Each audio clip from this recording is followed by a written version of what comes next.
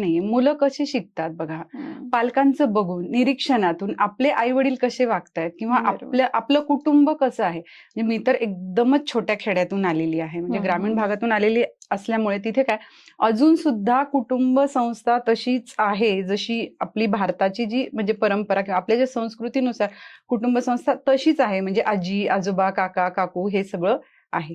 मग आता यामध्ये काय आहे, की पालकांचा सहभाग किंवा हं. पालकांनी काय कृती करायला पाहिजे.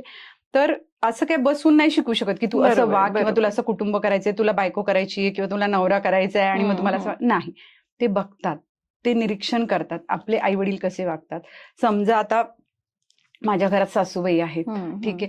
मुलं बघतात ना, की बरोबर. आई काय करतीये किंवा बाबा आल्यावर विचारतात आजीला, हं. "आई तू जेवली का?" किंवा आता माझ्याकडे हाऊस हेल्प आहे हं. घरात हो, हो, हो, सासूबाईंसाठी. हो. पण तरीही मुलगा शाळेतून आल्यावर आजीला चहा घेऊन जा. हं.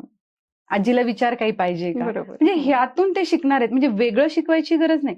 आणि दुसरं काय झालंय ना, की आजकाल जी इक्वॅलिटी एका वेबिनारमध्ये विषय आला होता, की एक्झॅक्ट. हां. समसमान वागणूक द्यायची हां. मुलाला, मुलीला. तर बरोबर. हे खूप चुकीचं आहे. हं.